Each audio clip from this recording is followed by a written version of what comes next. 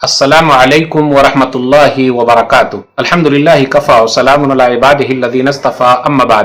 محترم ناظرین کرام، ایک اہم موضوع لے کر میں آپ لوگوں کے سامنے حاضر ہوں۔ ٹک ٹاک بند ہو گیا۔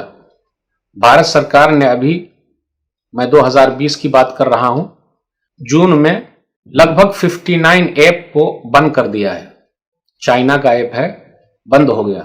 ہم بھارت سرکار کے شکر گزار ہیں کہ انہوں نے اس کو بند کر دیا۔ بہت سارے لوگوں کی زندگی برباد ہو رہی تھی، رات بھر لگے ہوئے تھے، کچھ لوگوں نے خودکشی بھی کر لی۔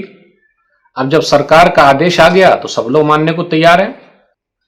علماء چیخ کے چلا کے کہہ رہے تھے، مولوی لوگ بول رہے تھے، قرآن کے آیت سنا رہے تھے، حدیث سنا رہے تھے، لیکن لوگ ماننے کو تیار نہیں۔ میں نوجوانوں کی بات کر رہا ہوں، مسلم نوجوانوں کی بات کر رہا ہوں۔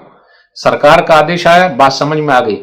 اس لیے پتہ یہ چلا کہ اسلام کے اندر جو ہاتھ کاٹنے کا ہے تو لوگ بولتے ہیں ارے بہت سخت ہے، ہاتھ کاٹ رہے ہیں چوری کرنے والوں کا۔ ارے بھائی، کبھی کبھی سختی کی بھی ضرورت پڑتی ہے۔ میٹھے انداز میں سمجھایا تو بات سمجھ میں نہیں آئی، پولیس کے ڈنڈے سے پوری طریقے سے بات سمجھ میں آ گئی۔ چلیے خیر، برائی کو چھوڑ دیے، ہم لوگوں کے بھی شکر گزار ہیں الحمدللہ، نوجوانوں کے بھی الحمدللہ کہ وہ برائی کو چھوڑ دیے ہیں، ٹک ٹاک کو چھوڑ دیے ہیں، توبہ کر لیے۔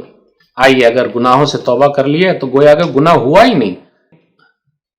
ایک حدیث ہے، سنن ابن ماجہ کتاب الزہد، حدیث نمبر 4250، حسن روایت ہے، التائب من الذنب کمن لا ذنب لہ، گناہوں سے توبہ کرنے والا تو ایسا گویا کہ اسے گناہ ہوا ہی نہیں۔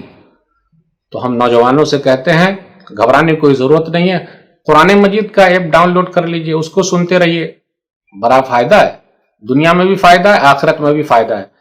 اور ویسے بھی شیطان تو چال چلتے رہتا ہے، کچھ نہ کچھ وہ نکال کے لے ہی آئے گا۔